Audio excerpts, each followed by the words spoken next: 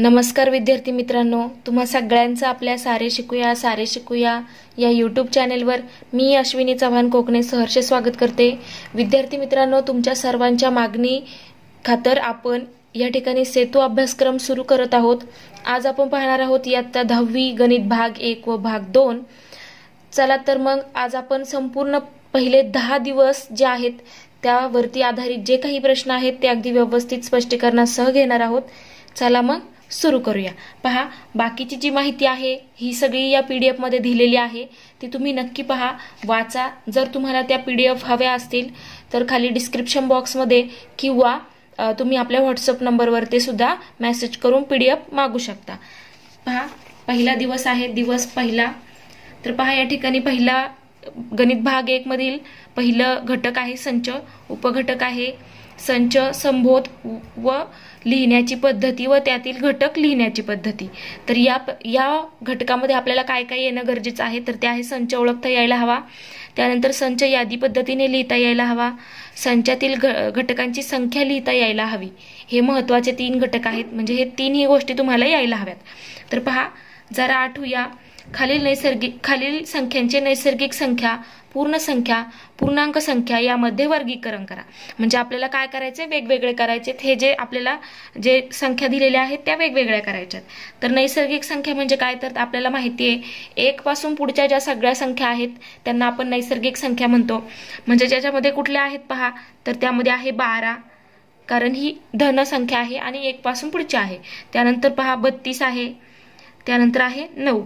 पुन्हा पूर्ण संख्यामध्ये कुठल्या कुठल्या संख्या येतील यामधल्या, तर पूर्ण संख्या म्हणजेच नैसर्गिक संख्यांमध्ये आपण जेव्हा 0 ठेवतो, म्हणजे त्याच्यात ऍड करतो, टाकतो, तिथून पुढच्या सगळ्या संख्या म्हणजे नैसर्गिक संख्या आणि 0 हे सगळ्या मिळून काय असतात, पूर्ण संख्या। तर म्हणजे ह्या सुद्धा येतील आणि 0 सुद्धा येईल, 0, 32 आणि 9 हे झाल्या पूर्ण संख्या।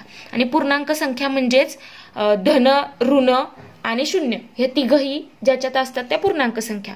म्हणजे या सगळ्या ज्या आहेत त्या काय आहेत, पूर्णांक संख्या। 12 - 7, 0, 32 - 1, 9 सगळ्या काय झाल्या, पूर्णांक संख्या। आता पहा पुढचा प्रश्न काय आहे, खालील संख्यांचे समसंख्या, विषम संख्या, मूळ संख्या यामध्ये वर्गीकरण करा। आता ह्या संख्या दिलेल्या आहेत, तर याच्यामध्ये पहिला आहे समसंख्या। समसंख्या म्हणजे ज्या संख्येला 2 ने भाग जातो तिला आपण म्हणतो समसंख्या। तर यातले कुठले कुठले आहे, 11 आहे का, नाही। नंतर कोण आहे, 14, 14 ही समसंख्या आहे कारण हिला 2 ने भाग जातो। त्यानंतर पहा 52 आहे, त्यानंतर 2 आहे कारण यांना फक्त 2 ने भाग जातो म्हणून या समसंख्या आहेत। नंतर विषम संख्या, विषम संख्या म्हणजे ज्यांना 2 ने भाग जात नाही त्या। तर याच्यात कुठले आहे, 11 आहे, त्यानंतर 27 आहे, 31 आहे, त्यानंतर 97 आहे। आता पहा पुढे आहे मूळ संख्या। यांच्यामधल्या मूळ कुठल्या कुठल्या आहेत, तर मूळ संख्या म्हणजे अशा संख्या ज्यांना फक्त तिने स्वतःने आणि 1 ह्या संख्येने भाग जातो। म्हणजेच पहा 11 आहे कारण 11ला 11 आणि 1 या 2च संख्यांनी भाग जातो। त्यानंतर पहा अजून कोण आहे, तर 31 आहे, 31ला सुद्धा फक्त 1 आणि 31 या 2 संख्यांनी भाग जातो। त्यानंतर आहे 2, 2ला सुद्धा 1 आणि 2 या 2च संख्यांनी भाग जातो। या झाल्या मूळ संख्या। आता जे महत्त्वाचे मुद्दे पहा या ठिकाणी खाली दिलेले आहेत, तर हे सगळे तुम्हाला व्यवस्थित वाचायचे आहेत। जर तुम्ही आपल्या पूर्ण व्हिडिओ पाहिले असतील डिटेलमध्ये तर तुम्हाला व्यवस्थित समजणार आहे की याच्यामध्ये काय दिलेलं आहे। पाहूया पुढे पहा काय सांगितलंय, की पुढे पहा स्वाध्याय दिलेला आहे। तर स्वाध्यायामध्ये काय आहे की प्रश्न 1, खालील प्रश्नांसाठी अचूक पर्याय निवडा। अचूक पर्याय निवडा म्हणजे योग्य पर्याय कुठला आहे ते आपल्याला निवडायचे। खालीलपैकी कोणता समूह संच आहे, खालीलपैकी कुठला समूह संच आहे तर ते आपल्याला ओळखायचे।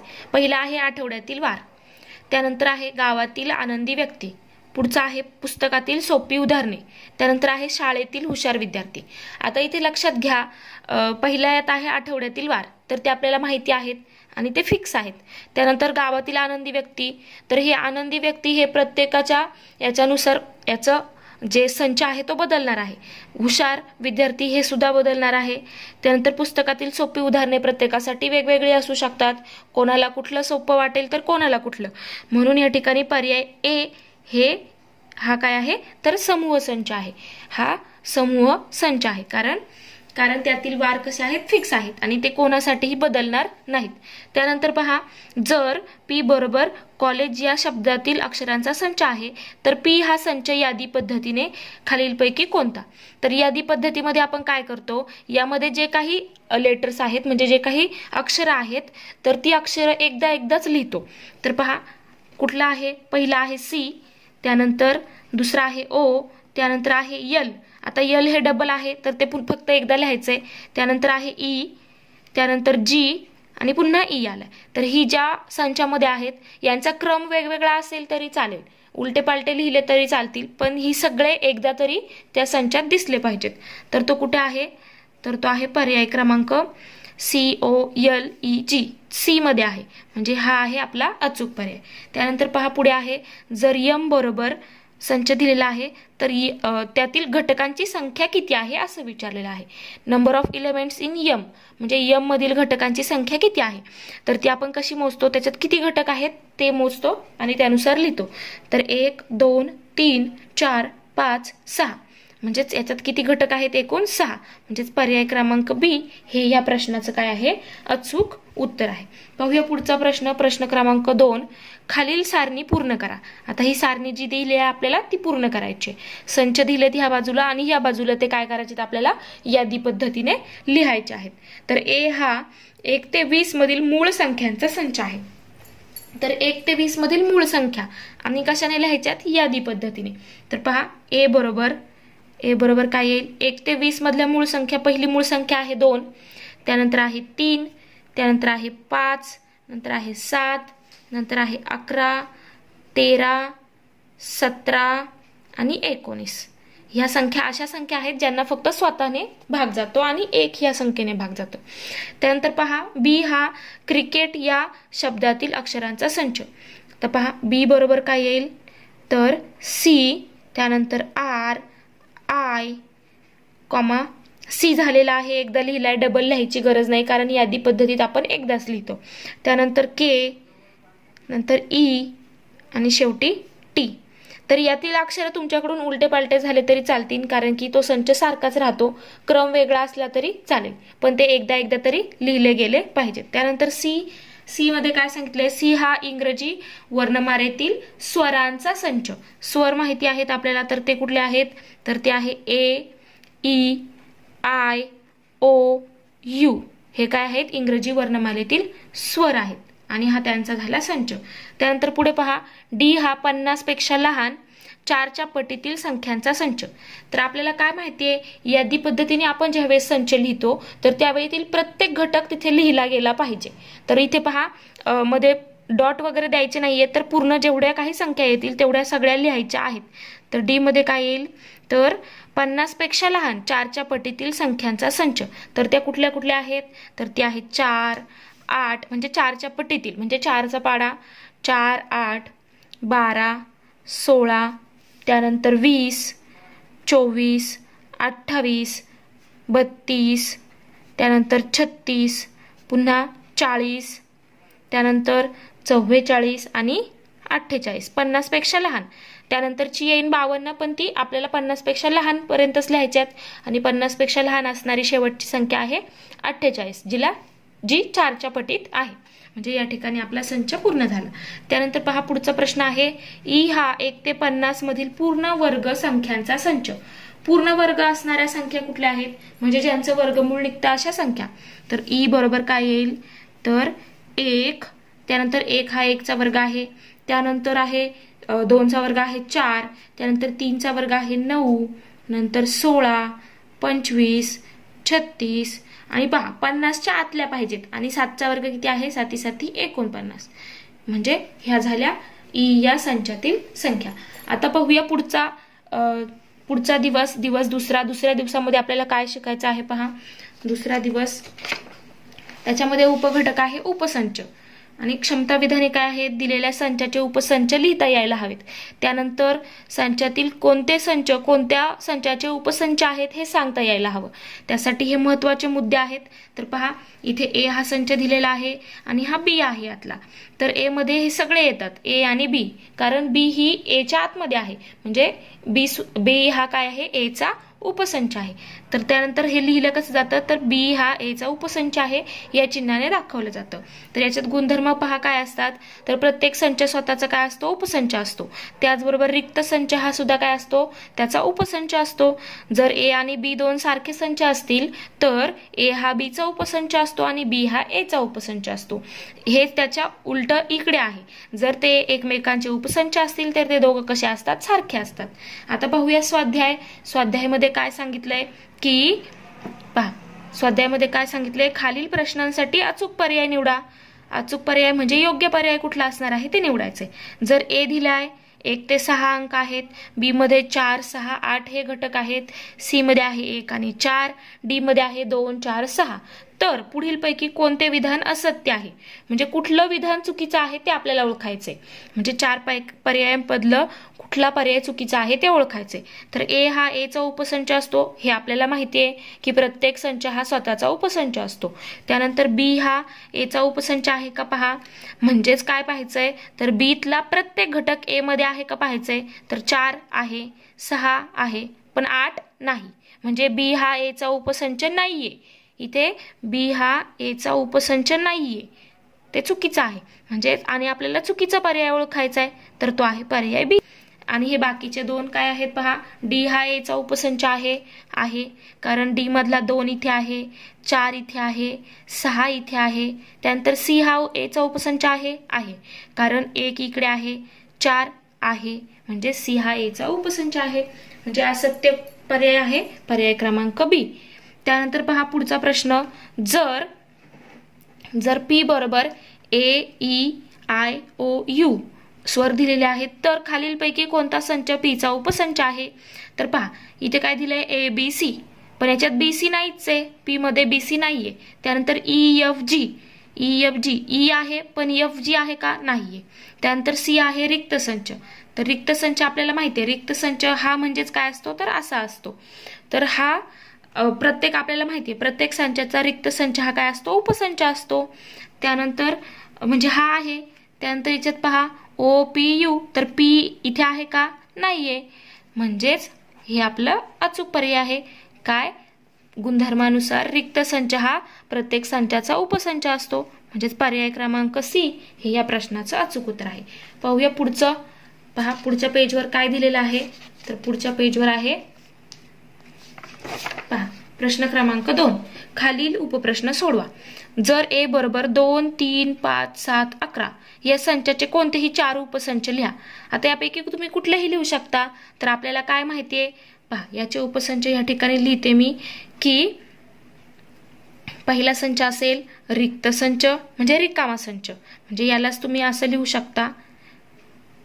शकता, किंवा त्यानंतर अजून काय लिहू शकता, 2 हा एक उपसंच आहे, त्यानंतर 3 फक्त 3 हा पण आहे, त्यानंतर फक्त 5 हा पण आहे, त्यानंतर फक्त 7 हा पण आहे, फक्त 11 हा पण आहे. आता एकटे लिहून झाले. आता तुम्ही डबल पण घेऊ शकता.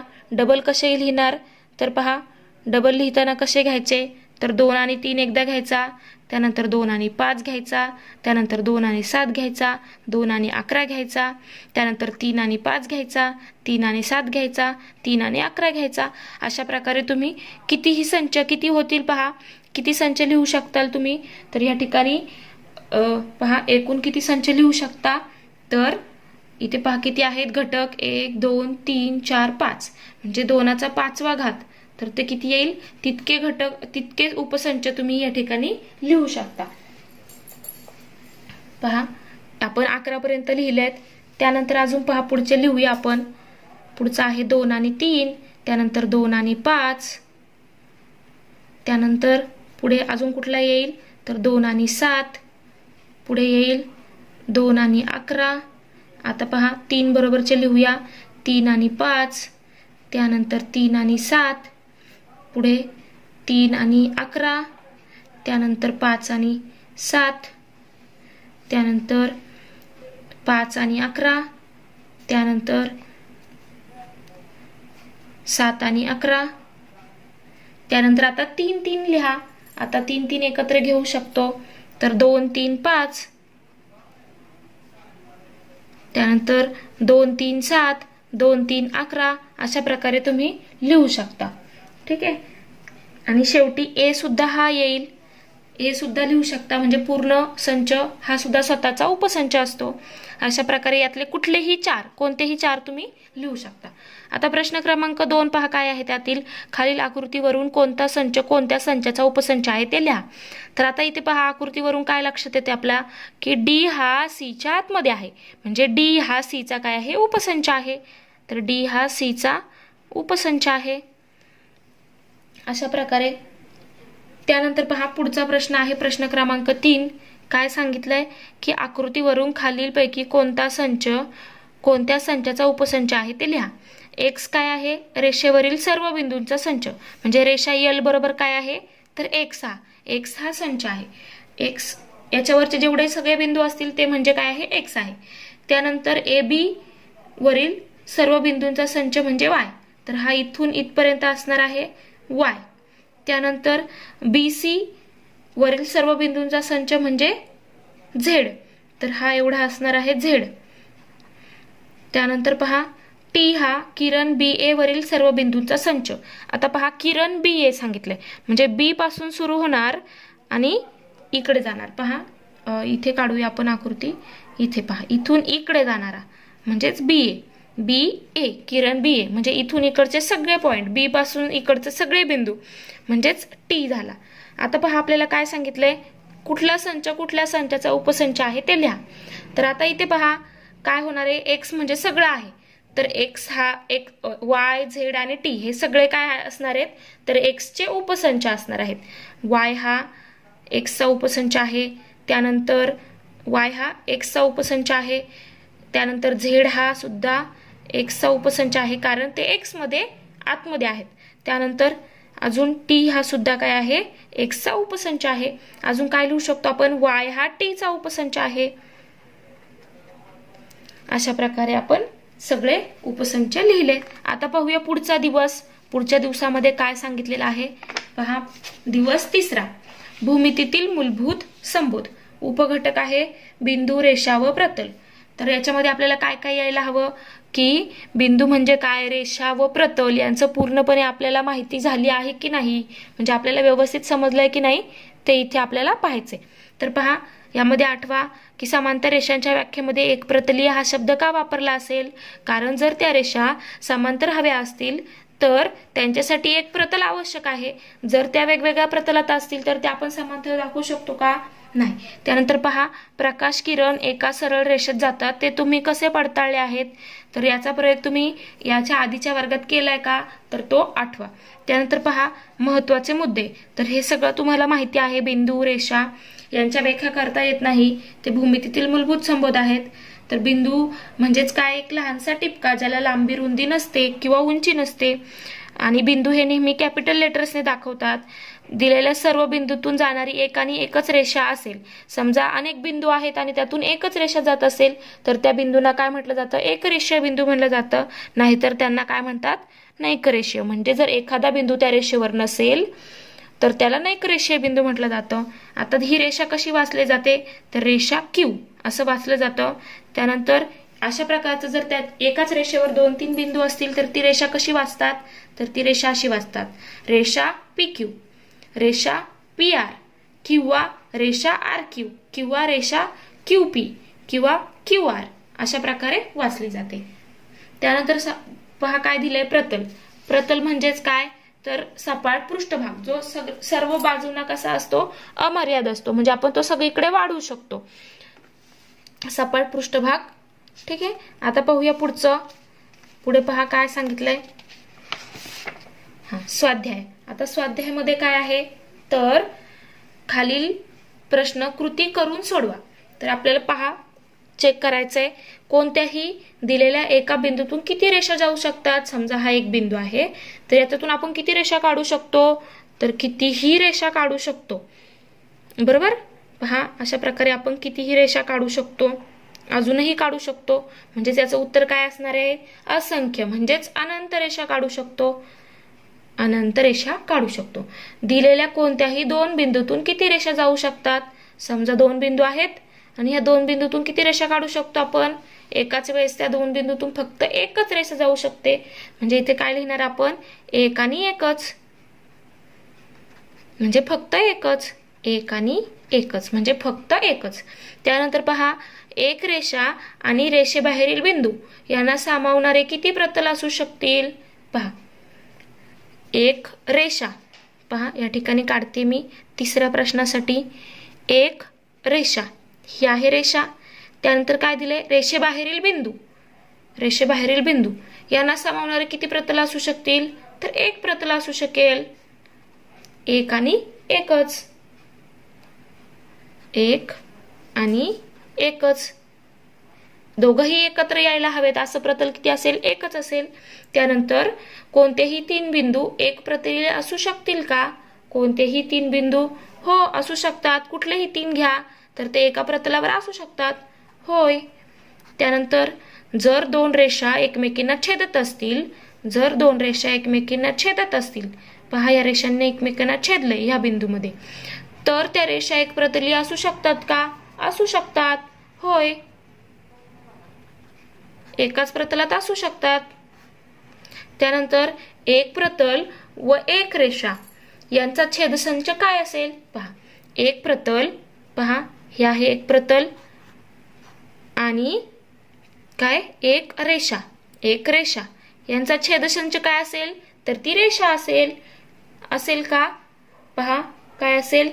एक प्रतल व एक रेषा यांचा छेदसंच, यांचा छेदसंच, एक प्रतल आणि एक रेषा यांचा छेद संच काय असेल? तर एक बिंदू असेल. कारण समजा हे एक प्रतल आहे, हे पेज हे एक प्रतल आहे, हे पेज एक प्रतल आहे आणि ही एक रेषा आहे. हा पेन जो आहे ही त्याच्यामधून जाणारी छेदणारा ही काय आहे? एक रेषा आहे. ह्या बरोबर हा पेन म्हणजे ह्या प्रतलाचा आतमधून खाली जाते, म्हणजे तो काय असणार आहे? तर एक बिंदू असणार आहे. छेद संच काय असेल? तर एक बिंदू असेल. म्हणजे दोघांमध्ये एकत्र काय मिळालं आपल्याला? एक बिंदू. तर त्यानंतर पहा, दोन प्रतलांचा छेदसंच काय असेल? ही रेषा अशी नसेल तर पहा, तो प्रतल समजा असा आहे तर त्या अशी इथून आतमध्ये जाते ती रेषा, तर म्हणून तिथे आपल्याला एक बिंदू असा मिळेल. दोन प्रतलांचा छेदसंच काय असतो? दोन प्रतल असतील, हा एक प्रतल आहे, हा एक प्रतल आहे, तर यांचा छेदसंच काय झाला? तर एक रेषा झाली. एक रेषा. छेदसंच म्हणजे काय? जे दोन्हींमध्ये आहेत ते. छेदसंच म्हणजे जे दोन्हींमध्ये आहेत कॉमन ते, म्हणजे सामायिक आहेत ते. त्यानंतर पाहूया पुढे. पहा, दिवस चौथा. चौथ्या दिवसामध्ये काय आहे? तर चौथ्या दिवसामध्ये आहे युक्लिडची भूमिती. उपघटक आहे बिंदूचे निर्देशक, अंतर आणि दरम्यानता. तर आपल्याला काय काय माहिती पाहिजे? तर निर्देशक दिले असता अंतर काढता यायला हवं. त्यानंतर बिंदूंमधील अंतरावरून दरम्यानता ओळखता यायला हवी.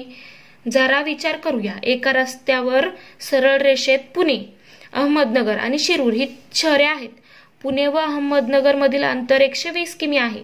शिरूर व अहमदनगर मधील अंतर 50 किमी आहे व पुणे व शिरूर यामधील अंतर 70 किमी आहे.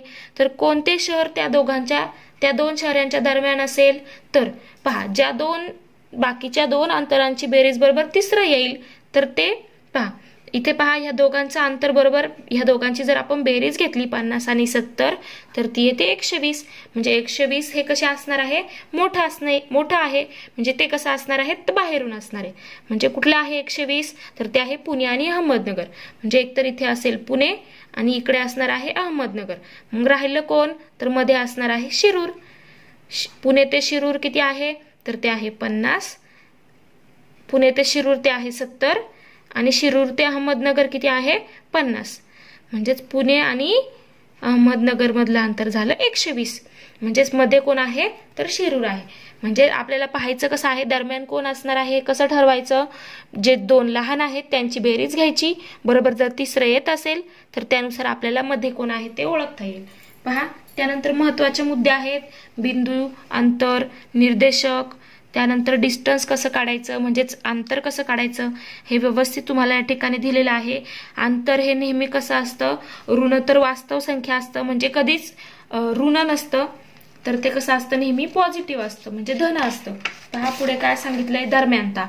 जर PQR हे एकरेषीय भिन्न बिंदू असतील, जर हे एकाच रेषेवरचे वेगवेगळे बिंदू असतील तर 3 शक्यता असतात. कशा असतात?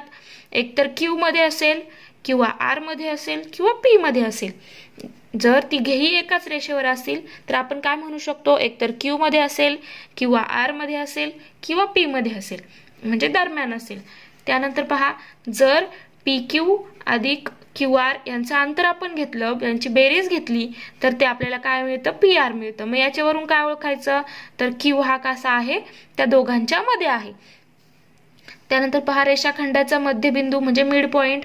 जर A dash B dash A dash M dash B असेल, म्हणजेच रेघ AM आणि रेघ MB सारखे असतील तर M ला काय म्हणायचं? या ठिकाणी AB चा मध्यबिंदू. प्रत्येक रेषाखंडाला एक आणि एकच मध्यबिंदू असतो, एक आणि एकच. आता पहा पुढे काय सांगितलंय की एका संख्या रेषेवर ABC हे बिंदू असे आहेत की AC बरोबर 10, AC चा अंतर किती आहे? AC मधला अंतर आहे 10, CB मधला अंतर आहे 8, तर AB मधला अंतर काढा. सर्व पर्यायांचा विचार करा. आता सर्व पर्याय म्हणजेच काय?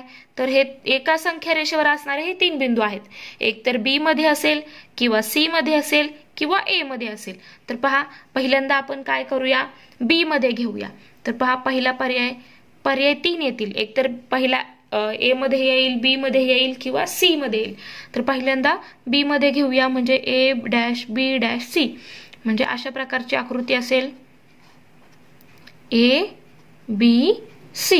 तर A आणि C मधलं अंतर किती दिले आपल्याला? 10. त्यानंतर C आणि B मधलं अंतर दिले 8. तर A आणि B मधलं अंतर किती असेल?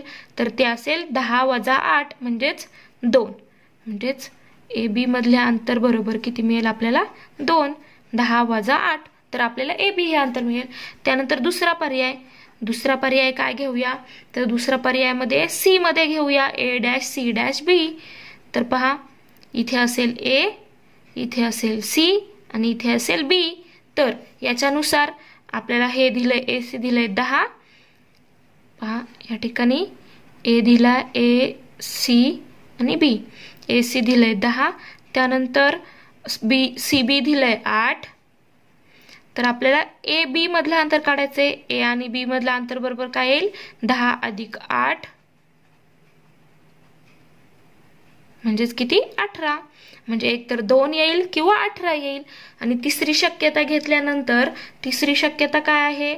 तर ती आहे C मध्ये A मध्ये असेल. तर जर आपण A ला मध्ये घेतलं तर काय होते पहा. तर समजा इथे आहे A, इथे आहे C, इथे आहे B. तर A आणि C मधलं अंतर किती आहे? 10. त्यानंतर C आणि B मधलं अंतर किती आहे? 8. असं होईल का? A आणि C मधलं अंतर 10 असेल आणि त्याच वेळेस B आणि C मधलं अंतर 8 असेल? नाही. म्हणून ही शक्यता आपण घेणार नाही. तर ह्या दोन शक्यतेनुसार याचं अंतर किती येत आहे A आणि B मधलं?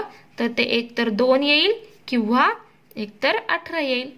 एकदा ह्या दोघांची वजाबाकी करा, म्हणजे मोठ्यातनं लहान वजा करा, की एकदा दोघांची बेरीज करा. अशा प्रकारची 2 उत्तरे तुम्हाला मिळतील. त्यानंतर पहा पुढचं, संख्या रेषेवर P बिंदूचा निर्देशक -3 आहे. तर P पासून 5 एकक अंतरावर असणाऱ्या बिंदूचे निर्देशक काढा. संख्या रेषा काढूया आधी. तर पहा, समजा ही आहे संख्या रेषा. इथे आहे 0. त्यानंतर -3 हा P बिंदू आहे. तर -1, -2, -3, तर हा आहे P बिंदू. तर P बिंदू पासून 5 एकक अंतर, 5 एकक एक तर इकडे असेल किंवा इकडे असेल. तर 1, 2, 3, 4 आणि 5. कोण येते पहा? -4, -5, -6, -7, -8. 5 एकक अंतरावर येतोय -8. त्यानंतर इकडे चेक करा, 1, 2, 3, 4, 5. 1 आणि 2. कोण येतोय? तर या ठिकाणी येतोय 2. म्हणजेच -8 आणि 2 हे असे 2 निर्देशक आपल्याला मिळतील. एक तर -8 हा असेल किंवा हा असेल. जे -8 पासून P चा अंतर आहे 5 एकक आणि 2 पासून सुद्धा P चा अंतर आहे 5 एकक. त्यानंतर पहा, बिंदू M हा AB चा मध्यबिंदू आहे. रेख AB चा मध्यबिंदू आहे. AB बरोबर 18 आहे. तर AM बरोबर किती? जर मध्यबिंदू असेल तर तो त्या रेषाखंडाचे किंवा रेखचे 2 समान भाग करतो. म्हणजेच AM बरोबर किती असेल? तर 18/2 म्हणजेच किती? 9. तर हे झालं याचं उत्तर. पाहूया पुढे, पुढच्या ह्याच्यात काय दिलेलं आहे. पुढचा दिवस दिवस 5वा. रेषा आणि कोन. त्यामध्ये उपघटक आहेत रेषाखंड, किरण आणि कोनांच्या जोड्या. तर कोनांच्या जोड्या समजायला हव्यात. परस्परांना छेदणाऱ्या रेषेमुळे तयार होणाऱ्या कोनांच्या जोड्या आपल्याला या ठिकाणी माहिती पाहिजेत. तर त्यामध्ये महत्त्वाचे मुद्दे आहेत संलग्न कोन किंवा लगतचे कोन. म्हणजे जे काय असतात ते शेजारी शेजारी असतात. त्यांच्यामध्ये एक सामायिक शिरोबिंदू असतो, एक सामायिक बाजू असते आणि त्यांचे आंतरभाग म्हणजे आतले भाग कसे असतात वेगवेगळे आहेत. याचा भाग हा आहे आणि याचा हा आहे. वेगवेगळे आंतरभाग असतात. त्याला म्हटलं जातं संलग्न कोन किंवा लगतचे कोन. लगतचे किंवा संलग्न म्हटलं की शेजारी शेजारी ज्यांची भिंत एकच आहे अशा प्रकारे. त्यानंतर रेषीय जोडीतील कोन. रेषीय जोडीतील कोन म्हणजे काय. जर संलग्न कोनांच्या जोडीमधील दोन्ही कोनांच्या मापाची बेरीज 180 अंश असते तेव्हा त्यांना रेषीय जोडीतील कोन म्हटलं जातं. म्हणजे ते काय पाहिजेत लगतचे पण पाहिजेत आणि त्याचबरोबर त्यांच्या मापाची बेरीज किती पाहिजे 180 अंश. जसं की इथे दिले पहा. त्यामुळे काय होतं रेषीय जोडीतील कोन हे संलग्न कोन असतात. परंतु संलग्न कोन हे रेषीय जोडीतील कोन असतीलच असे नाही. प्रत्येक ठिकाणी असं असेलच असं नाही. पहा आता या ठिकाणी उदाहरण आकृत्या दिलेल्या आहेत. तर हे काय आहे रेषीय जोडीतील कोन आहे कारण यांच्या मापाची बेरीज होते 180 अंश. तसंच इथे सुद्धा पहा BOD म्हणजेच BOD म्हणजे हा आहे. त्यानंतर AOD, त्यानंतर AOD म्हणजे हा कोन आहे. तर हे दोघं एकमेकांचे कसे आहेत रेषीय जोडीतील कोन आहेत कारण त्यांच्या मापाची बेरीज किती होईल 180 अंश. त्यानंतर पहा पुढे काय दिलंय पुढच्या पेजवर आहे पूरक कोन. दिलेल्या कोनांच्या जोडीमधील दोन्ही कोनांच्या मापाची बेरीज जर 180 अंश असते तर तेव्हा त्यांना काय म्हटलं जातं परस्परांचे पूरक कोन. ज्यांच्या मापाची बेरीज 180 अंश असते त्यांना परस्परांचे पूरक कोन म्हणतात. म्हणून रेषीय जोडीतील कोन काय असतात पूरक कोन असतात. पण पूरक कोन हे नेहमी रेषीय जोडीतील असतीलच असं नाही. जसं की हे एक उदाहरण यांच्या मापाची बेरीज किती असणार आहे 180. पण हे काय आहेत रेषीय जोडीतील आहेत का नाही. तसं इथे पहा हे रेषीय जोडीतील पण आहेत आणि पूरक पण आहेत. त्यानंतर पहा कोटिकोन. कोटिकोन म्हणजेच काय ज्यांच्या दोन्ही कोनांच्या मापाची बेरीज किती पाहिजे 90 अंश. कोटिकोन म्हटलं की 90, पूरक कोन म्हटलं की 180 अंश. परस्परांचे कोटिकोन असतात. पहा हे आहेत परस्परांचे कोटिकोन. त्यानंतर इथे हे. त्यानंतर पहा पुढे विरुद्ध कोन. विरुद्ध कोन म्हणजे दोन्ही कोनांच्या बाजूंपासून विरुद्ध किरणांच्या दोन जोड्या तयार होतात. दोन वेगवेगळ्या जोड्या तयार होतात ही आणि ही. हे एकमेकांचे विरुद्ध कोन झाले. त्यानंतर हा आणि हा हे एकमेकांचे काय झाले विरुद्ध कोन तयार झाले. विरुद्ध कोन नेहमी कसे असतात एकरूप असतात. त्यानंतर पहा पुढच्या पेजवर काय दिलेलं आहे. पुढच्या पानावर दिलाय स्वाध्याय. तर पहा स्वाध्यायामध्ये काय सांगितलंय की स्वाध्यायामध्ये आहे दोन लघुकोन परस्परांचे कोटिकोन असू शकतील का. आता इथे काय सांगितलंय विचारपूर्वक आकृती काढा आणि आकृतीला अनुसरून उत्तरे लिहा. दोन लघुकोन परस्परांचे कोटिकोन असू शकतील का. तर लघुकोन म्हणजे काय ज्या कोनांचं माप 90 अंशापेक्षा लहान आहे त्यांना आपण काय म्हणतो लघुकोन म्हणतो. आता पहा समजा एक आपण घेतला 60 अंशाचा आणि एक घेतला 30 अंशाचा. तर यांच्या मापाची बेरीज काय होतीये तर कोटिकोन म्हणजे किती पाहिजे बेरीज किती पाहिजे 90 अंश. तर यांच्या दोघांच्या मापाची बेरीज 90 अंश होते. म्हणजे हे काय आहेत परस्परांचे काय आहेत कोटिकोन आहेत. किंवा अशी पण काढू शकता 45 45 हा 45 हा पण 45 यांच्या मापाची बेरीज झाली 90 अंश. ही एक आकृती झाली ही एक झाली. अशा प्रकारे तुम्ही आकृती काढू शकता. म्हणजे होय म्हणजे हे बरोबर आहे. दोन लघुकोन परस्परांचे कोटिकोन असू शकतात होय. त्यानंतर दुसरं दोन विशाल कोन परस्परांचे पूरक कोन असू शकतील का. परस्परांचे पूरक कोन. आता दोन विशाल कोन घेतले दोन्ही विशाल असतील तर काय होईल विशाल कोन म्हणजे काय ज्या कोनाचं माप हे कसं आहे 90 अंशापेक्षा मोठं आहे. पहा दुसरा प्रश्न काय दिलाय दोन विशाल कोन परस्परांचे पूरक कोन असतील का. तर पूरक कोन म्हणजे काय असतं ज्यांच्या मापाची बेरीज 180 अंश पाहिजे. आणि विशाल कोन म्हणजे काय सांगितलंय विशाल कोन म्हणजे काय असतं तर तो कोन कसा असतो 90 अंशापेक्षा मोठा असतो.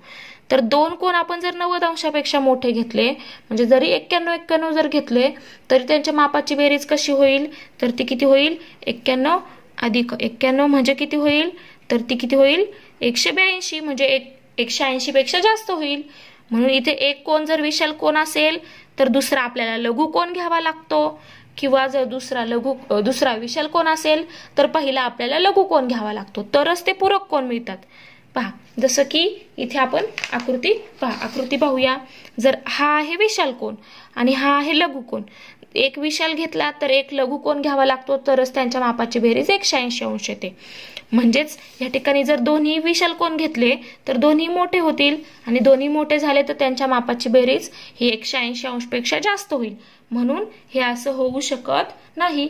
म्हणून इथे काय म्हणणार आपण, नाही, कारण ते 180 अंशपेक्षा जास्त होतील, म्हणजे पूरक कोन राहणारच नाहीत. त्यानंतर दोन लघु कोन परस्परांचे पूरक कोन असू शकतील का? परस्परांचे पूरक कोन, दोन लघु कोन.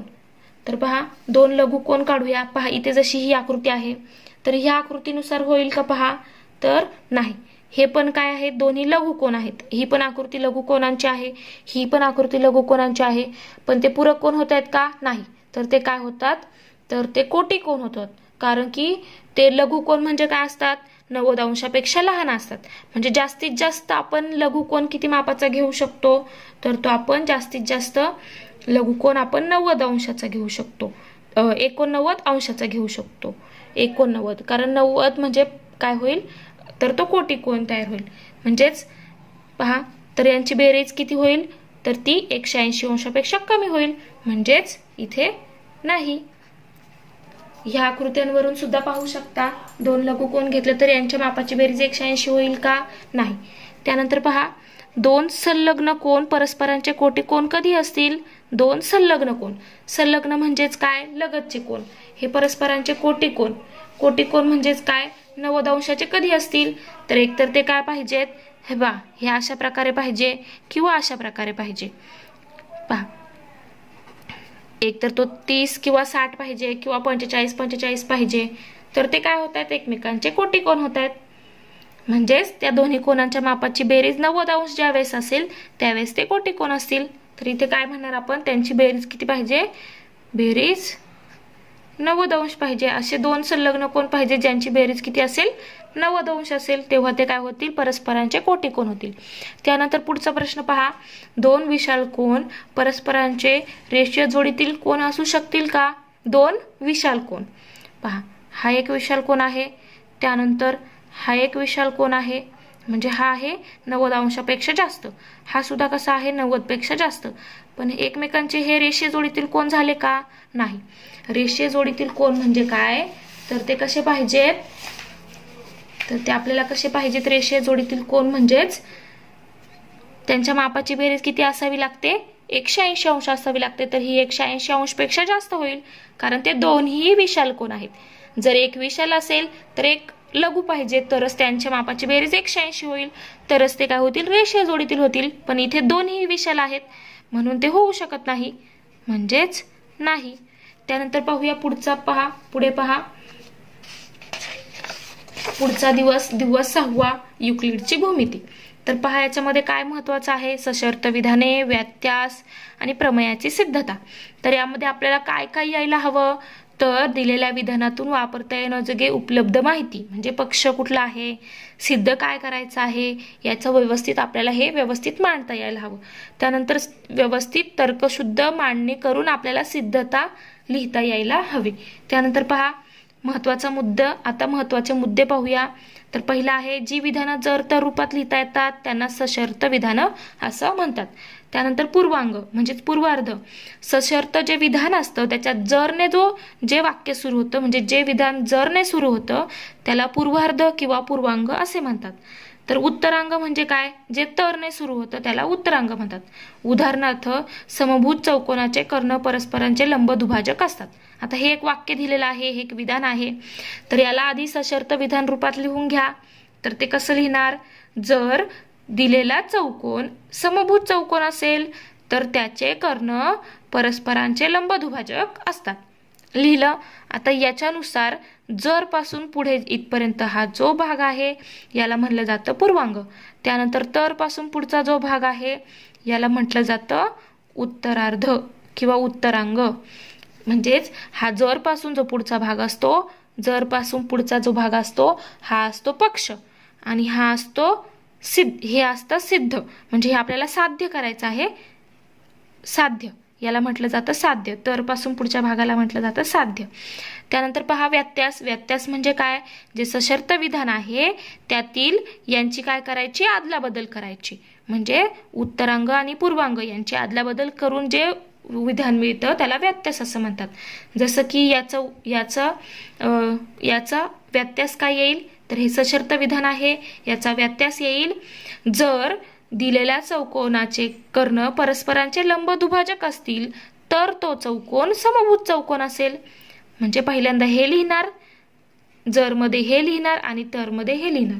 त्यानंतर पहा सिद्धता. सिद्धता म्हणजेच काय, स्वयंसिद्ध व सर्व मान्य विधानं गृहीतके म्हणून स्वीकारली तर त्यांच्या आधारावर जी आपण तर्कशुद्ध मांडणी करतो आणि त्याने गुणधर्म सिद्ध करता येतात त्याला म्हटलं जातं सिद्धता.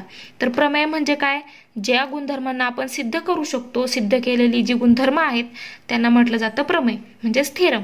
तर युक्लिडने काही गृहीतकं मांडली आहेत, तर ती आहेत एका बिंदूतून असंख्य रेषा, एका बिंदूतून जाणाऱ्या असंख्य रेषा असतात. मग अशी जसं आपण पाहिलं एक बिंदू असतो त्यातून असंख्य रेषा काढता येतात. त्यानंतर दोन बिंदूतून एक आणि एकच रेषा जाते. तसंच कोणताही बिंदू केंद्र मानून दिलेल्या त्रिज्येचे वर्तुळ काढता येते. कोणताही बिंदू केंद्र मानून आपण एक त्रिज्या दिलेली असेल त्यानुसार आपण वर्तुळ काढू शकतो. त्यानंतर सर्व काटकोन परस्परांशी कसे असतात, एकरूप असतात. दोन रेषा व त्यांची छेदिका काढली असता एका बाजूला तयार होणाऱ्या आंतरकोनांची बेरीज ही दोन काटकोनापेक्षा कमी असेल तर त्या रेषा त्याच दिशेने वाढवल्यावर एकमेकींना छेदतात. हे सुद्धा ही काय आहेत, गृहीतक आहेत. त्यानंतर पाहूया सिद्धता. तर सिद्धतामध्ये काय असतं, तर ती तर्कशुद्ध सिद्धता असते. म्हणजे आपण तर तो गुणधर्म सिद्ध मानला जातो, म्हणजेच काय, तर्कशुद्ध मांडणी केली जाते. या अशा प्रकारच्या प्रमेयांचा उपयोग करून आपण सिद्धता लिहितो. तर ती सिद्धता ही प्रमेयाची काय असते, ती तर्कशुद्ध मांडणी म्हणजे काय असते, सिद्धता असते. तर साध्य म्हणजे पहा इथे काय आहे, एखादे सशर्त विधान सत्य आहे असे आपल्याला सिद्ध करायचे असते. साध्यमध्ये काय असतं, सशर्त विधान सत्य आहे हे सिद्ध करायचं असतं. तेव्हा त्यातील पूर्वांगाला पक्ष आणि उत्तरांगाला साध्य असे म्हणतात. तर आपण सिद्धता ही दोन प्रकारे करू शकतो, एक असते प्रत्यक्ष आणि दुसरी असते अप्रत्यक्ष. तर पहा आता पुढे पहा, पुढच्या पानावर काय दिलेलं आहे, तर पुढच्या पानावर आहे स्वाध्याय. दिलेले विधान जर तर रूपात लिहा. तर पहिला प्रश्न आहे, जर पहा चक्रीय चौकोनाचे सम्मुख कोण पूरक असतात. हे वाक्य दिलेलं आहे म्हणजे विधान दिलेलं आहे. तर हे आपल्याला जर आणि तर रूपात लिहायचंय. तर लिहिताना कसं लिहिणार, जर दिलेला चौकोन किंवा एखादा चौकोन चक्रीय चौकोन असेल,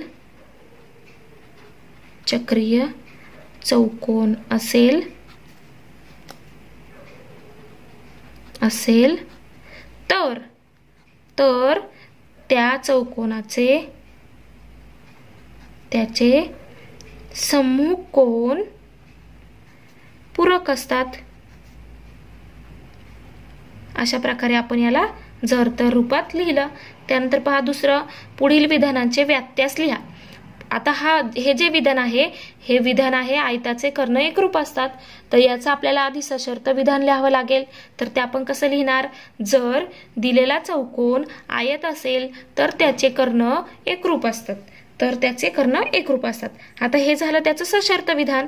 सशर्त विधान लिहिल्यानंतर जर आणि तरच्या पुढची जी वाक्य आहेत, विधानं आहेत त्यांची आदलाबदल करा.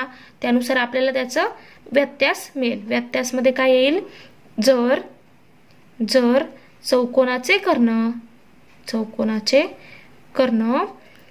एकरूप असतील, कर्ण जर एकरूप असतील तर तो चौकोन काय असतो, आयत असतो. तर तो चौकोन आयत असतो. त्यानंतर पहा पुढे काय सांगितले, हे व्यत्यास आहे. आता पुढील विधानातील पक्ष व साध्य लिहा. तर पहा विधान काय दिलंय, जर त्रिकोणाच्या तीनही बाजू एकरूप असतील तर त्याचे तीनही कोन एकरूप असतात. पहा जर पासून इथे जे आहे याच्यावरून आपण इथपर्यंत तर पर्यंत जे असतं ते असतं आपलं पक्ष. त्यानंतर तर पासून पुढे जे असतं ते असतं आपलं साध्य. पहा आता आपल्याला पहिल्यांदा काय करायचंय, पक्ष लिहायचंय. पक्ष लिहिणार. पहा तिसऱ्या प्रश्नासाठी पक्ष लिहूया. त्रिकोणाच्या तीनही बाजू एकरूप असतील. पहा समजा हा आहे त्रिकोण ABC, तीनही बाजू कशा आहेत एकरूप. म्हणजेच काय, पक्षमध्ये काय लिहिणार, पक्ष त्रिकोण ABC मध्ये AB बरोबर BC म्हणजेच बाजू AB बरोबर बाजू BC बरोबर बाजू AC हे आपल्याला दिलेलं आहे. तीनही बाजू कशा आहेत एकरूप आहेत म्हणजे सारख्या आहेत. त्यानंतर काय लिहिणार तर साध्य. तर साध्यमध्ये काय लिहिणार, तीनही कोण एकरूप असतात म्हणजे हा कोण आणि हा कोण हे कसे आहेत सारखे आहेत हे आपल्याला लिहायचंय. म्हणजेच काय लिहिणार साध्य. साध्यमध्ये लिहिणार कोण A बरोबर कोण एकरूप कोण B एकरूप कोण C हे आपलं असणार आहे साध्य. त्यानंतर पहा पुढच्या प्रश्नात काय सांगितलंय, चौथा प्रश्न, खालील विधानांसाठी इथे काय सांगितले, आकृती काढून त्यावरून पक्ष साध्य लिहा.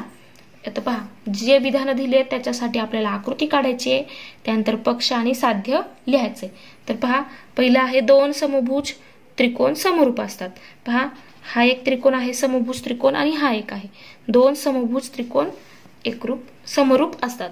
तर पहा या ठिकाणी चौथ्या प्रश्नातला पहिला प्रश्न, समजा आहे त्रिकोण ABC, हा आहे PQR. आकृती पण काढायची आपल्याला. समभुज त्रिकोण म्हणजे ज्यांच्या भुजा कशा आहेत सारख्या आहेत. तर पहा आता इथे काय होईल तर त्रिकोण पक्ष लिहूया आधी. पक्ष त्रिकोण ABC व त्रिकोण PQR हे समभुज त्रिकोण आहेत. पक्षमध्ये काय असणार तर पर्यंतचा सगळा भाग समभुज त्रिकोण आहेत. म्हणजेच AB बरोबर BC बरोबर AC आणि PQ बरोबर QR बरोबर PR म्हणजे ज्याच्या तीनही भुजा कशा सारख्या आहेत सारख्या आहेत म्हणजे दोन समभुज त्रिकोण झाले. आता साध्यमध्ये काय लिहिणार तर ते त्रिकोण कशा असतात समरूप असतात. इथे एकरूप असणार आहे, तुम्हाला 10वीला गेल्यानंतर तुम्हाला समरूप असणार आहे. तर पहा म्हणजेच त्रिकोण ABC एकरूप त्रिकोण PQR हे आपल्याला दाखवायचंय. त्यानंतर पहा दुसऱ्या प्रश्नात काय आहे, जर रेषीय जोडीतील कोण एकरूप असतील तर त्यापैकी प्रत्येक कोण काटकोन असतो. जर रेषीय जोडीतील कोण एकरूप असतील, पहिल्यांदा आपल्याला आकृती काढावी लागेल. रेषीय जोडीतील कोण काढूया. A B C आणि इथे D. ठीक आहे, हा एक कोण आहे आणि हा एक कोण आहे. तर पहा रेषीय जोडीतील कोण त्यापैकी प्रत्येक कोण काटकोन असतो हे आपल्याला दाखवावं लागेल. तर पहा जर ते एकरूप असतील तर ते कशा असतील, अशी आकृती असेल का, नाही. जर ते एकरूप असतील तर त्यानुसार आकृती अशी येईल.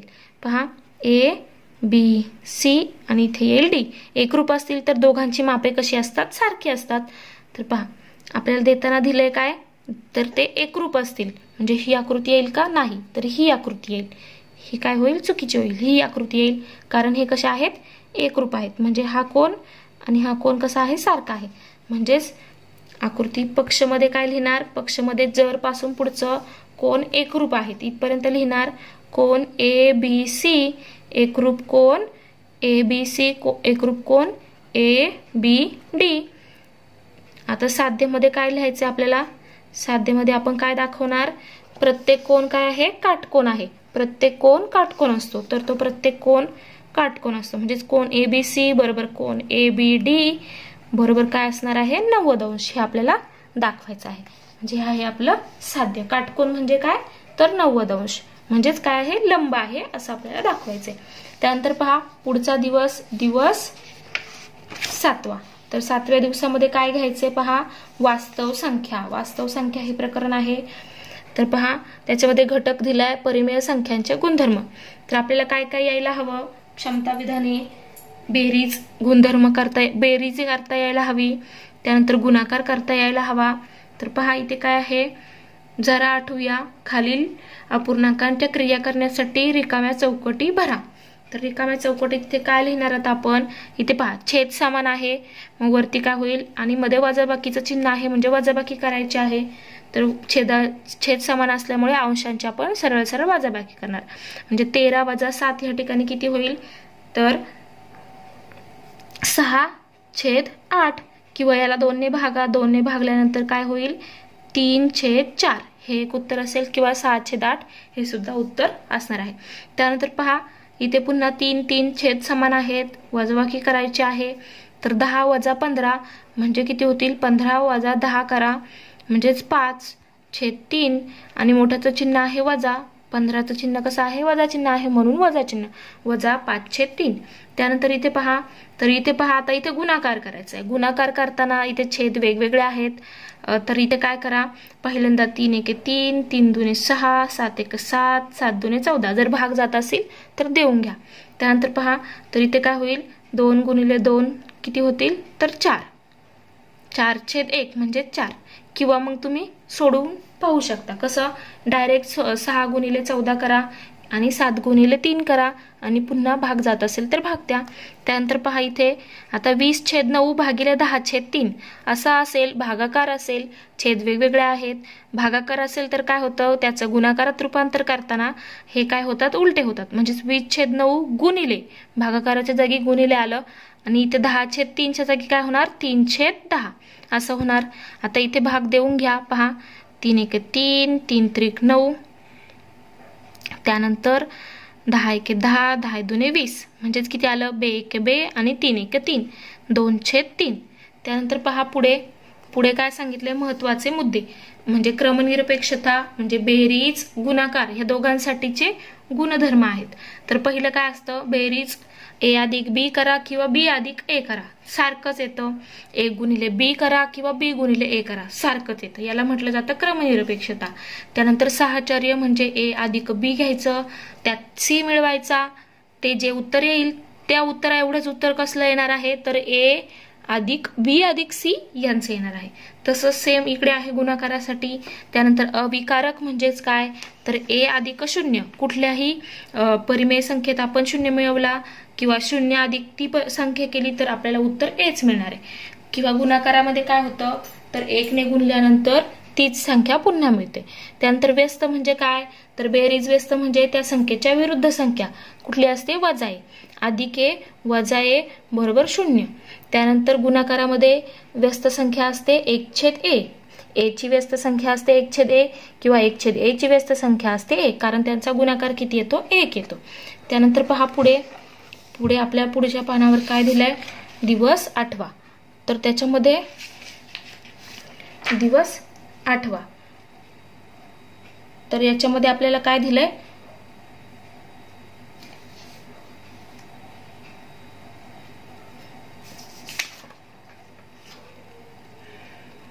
सजातीय करणींवरील क्रिया, बेरीज आणि वजाबाकी.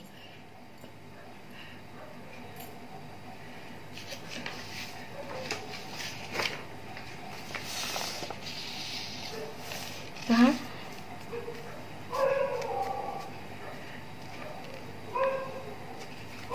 एक मिनिट बाळांनो.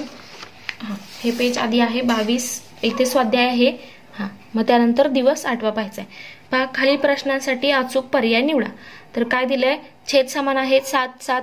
तर छेद समान असल्यामुळे अंशांची काय होणार आहे? सरळ सरळ वजाबाकी. तर 8 - 3 किती झाले? 5. 5/7 म्हणजे हे आहे याचं अचूक उत्तर. त्यानंतर पहा पुढचं आहे. पुढे काय दिलंय? की 10/9 गुणिले 5/7. आता इथे गुणाकार आहे. आता इथे भाग जात नाहीये एकमेकांना, तर सरळ सरळ गुणाकार करणार. भाग जात नाहीये म्हणून सरळ गुणाकार करूया. छेद वेगवेगळे पण आहेत. तर काय होईल? 10 × 5 = 50 आणि इथे 9 × 7 = 63. 50/63. पर्याय क्रमांक 3 म्हणजे C हे ह्या प्रश्नाचं अचूक उत्तर आहे. पाहूया पुढचं. पुढे पहा, पुढे काय सांगितलंय? खालील कृती पूर्ण करा. तर पहा, इथे याची किंमत काढण्यासाठी खालील कृती पूर्ण करायची. तर पहा, 10/7 + 15/7. तर 15/7 आता इथे काय केलंय, खाली 14 लिहिलंय, 15/7च्या जागी इथे खाली 14 लिहिलंय, म्हणजे छेद समान करून घेतलाय. छेद समान करायचा म्हणजेच काय, लसावी काढलाय, म्हणजेच इथे 7×2 केलंय, तर वरती सुद्धा आपल्याला 2 ने गुणावं लागेल, म्हणजे 15×2 म्हणजेच किती आलं, 30. त्यानंतर पुढे पहा, पुढे काय होईल, 10/7 अधिक ह्या दोघांची इथे पहा छेद समान आहे, अंशांची बेरीज होईल, 50 अधिक 30 झाले 80. त्यानंतर पहा पुढच्या स्टेपला, पुढे काय लिहिणार आपण, 10/7 अधिक, इथे पहा 2 ने भागलंय, 14ला 14च्या जागी 7 लिहिलाय. त्यानंतर इथे सुद्धा आपल्याला वरती सुद्धा 2 ने भागावं लागेल, म्हणजे इथे काय येईल, तर इथे होईल 40. 2 ने भागल्यानंतर होईल 40. 80 40 दुणे 80, म्हणून 2 ने भागलं इथे आणि इथे. तर त्यानंतर पुढे पहा छेद समान झाले. आता पुन्हा अंशांची बेरीज, 40 अधिक 10 झाले 50 आणि छेद समान आहे, म्हणजेच 50/7. त्यानंतर पुढे पहा, पुढच्या दुसऱ्या प्रश्नामध्ये काय दिलंय, 9/7 गुणिले कंसामध्ये वजा 14/15 गुणिले 2/3 याची किंमत काढण्यासाठी खालील कृती पूर्ण करा. आता पहा 9/7 गुणिले हे पूर्ण जसंच्या तसं दिलंय. त्यानंतर इथे पहा आपल्याला काय करता येईल, तर इथे आपल्याला काही कॅन्सल करता येत नाहीये. 15×3 = 45. मग सरळ सरळ काय करूया आपण, गुणाकार करूया. तर 14 दुणे 28 म्हणजे वजा 28, कारण 1 वजा आहे आणि 1 अधिक आहे. त्यानंतर खाली 15×3 झाले 45. पुढे पहा काय होईल, तर पुढच्या स्टेपला काय केलंय, पुढच्या स्टेपला किती येते पहा, तर सरळ सरळ गुणाकार करा आणि सोडवा. तर ते किती येईल, 28 गुणिले 9 करायचे आणि इथे 45 7 गुणिले, किंवा मग 9 ने भाग द्या, 9 × 9 9 × 5 = 45. त्यानंतर 7 × 7 7 × 28 म्हणजेच किती आलं, वजा 4/5 म्हणजेच इथे येईल वजा 4. अशा प्रकारे आपल्याला हे उत्तर मिळाले. पाहूया पुढे प्रश्न क्रमांक दिवस क्रमांक 8 म्हणजे 8व्या दिवसाचं पाहूया आता. तर याच्यामध्ये काय दिलंय, सजातीय करणींवरील क्रिया, बेरीज आणि वजाबाकी. तर पहा आपल्याला आता बेरीज करता येईल, त्याचबरोबर वजाबाकी करता येईल. आता पहा 4चा वर्ग किती आहे, तर तो आहे 16. तर म्हणजे 16चं वर्गमूळ किती आहे, 4. म्हणजे वर्गमुळात 16 बरोबर किती, 4. त्यानंतर 9चा वर्ग किती आहे, तर तो आहे 81. म्हणजे 81चं वर्गमूळ किती आहे, 9. म्हणजेच 81चं वर्गमूळ किती, 9. त्यानंतर इथे काय असणार आहे, जर इथे पहा इथे काय असणार आहे, तर इथे असणार आहे 2. त्यानंतर इथे आहे 6, कारण 36चं वर्गमूळ आहे 6. त्यानंतर पहा n कर्णी दिलेले आहे, तर याला कर्णीचं चिन्ह म्हणतात. n या संख्येला कर्णीची कोटी म्हणतात. त्यानंतर a ला कर्णिस्थ संख्या असं म्हणतात. याला कर्णिस्थ संख्या असं म्हणतात. त्यानंतर कोटी 2 असणाऱ्या कर्णींना वर्गकर्णी असं म्हणतात. इथे पहा याची कोटी आहे 5, कर्णिस्थ संख्या आहे 8. त्याच प्रकारे इथे कोटी 2 म्हणून वर्गकर्णी. तर इथे पहा हे आपलं इथे वर्ग 36चं वर्गमूळ आहे 6. तसंच पहा इथे आता सजातीय करणी म्हणजे काय असतं, ज्या वर्गमुळात जी संख्या आहे ती सारखी असते त्यांना सजातीय करणी असं म्हटलं जातं. त्यानंतर सजातीय करणींमधली बेरीज आणि वजाबाकी कशी केली जाते, तर जी वर्गमुळात जी संख्या आहे ती सारखी असेल तर ती सजातीय करणी असते, आणि बेरीज आणि वजाबाकी करताना ज्या पुढच्या संख्या आहेत त्यांची बेरीज घेतली जाते. जसं की ते 7 अधिक 12 आणि वर्गमुळात 5 हे बाहेर लिहिलेत. अशाच प्रकारे आहे वजाबाकीसाठी सुद्धा. पाहूया पुढे, सोपे रूप द्या. पहा सोपे रूप देताना म्हणजेच बेरीज वजाबाकी आहे. तर पहा आता इथे 8 दिलेला आहे, इथे 50 आहे, इथे 2 आहे वर्गमुळात. आता वेगवेगळे आहेत तर त्याला आधी आपल्याला सोपं रूप द्यावं लागेल. तर इथे वर्गमुळात 8 साठी आपण याचे अवयव पाडणार 4 आणि 2. इथे 50चे 25 गुणिले 2 आणि हा 2. इथे 4 आणि 2 असे अवयव का पाडले, किंवा 50चे 25 गुणिले 2 असे अवयव पाडायचे की जेणेकरून आपल्याला वर्गमुळातून ती संख्या बाहेर लिहिता येईल. म्हणजे 4चं वर्गमूळ किती आहे 2, त्यानंतर 25चं 5. अशा प्रकारे इथे 3 गुणिले 2 वर्गमुळात 2, 5 वर्गमुळात 2 वजा 4 वर्गमुळात 2. मग नंतर वर्गमुळात 2 वर्गमुळात 2 वर्गमुळात 2 सगळ्यांमध्ये आहे, त्याला बाहेर लिहिलं. इथे 3 दुणे झाले 6, इथे अधिक 5, इथे वजा 4 हे एकत्र लिहिले. 6 आणि 4 6 आणि 5 झाले 11. 11 वजा 4 म्हणजे झाले 7 आणि हे वर्गमुळात 2. अशा प्रकारे आपल्याला हे स्वाध्याय सोडवायचं आहे. खालील प्रश्नांसाठी अचूक पर्याय निवडा. तर इथे अचूक पर्याय काय येईल तर 2 वर्गमुळात 3 अधिक वर्गमुळात 3. आता वर्गमुळातल्या संख्या सेम आहे म्हणजे सजातीय करणे आहे. म्हणजेच काय होईल तर इथे काय होईल 2 अधिक 1 वर्गमुळात 3. कारण इथे काय आहे 1 आहे.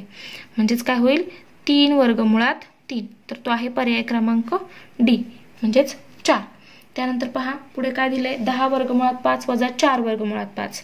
तर इथे काय होईल 10 वजा 4 वर्गमुळात 5. 10 वजा 4 किती झाले तर ते झाले 6. 6 वर्गमुळात 5 म्हणजे याचं उत्तर आहे पर्याय क्रमांक सी. पर्याय क्रमांक सी 6 वर्गमुळात 5.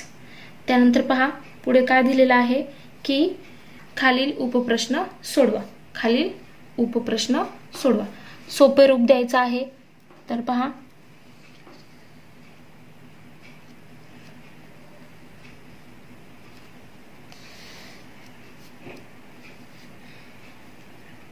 सोपे रूप द्या. 3 वर्गमुळात 7 अधिक 7 वर्गमुळात 63 वजा वर्गमुळात 7. तर पहा इथे काय होईल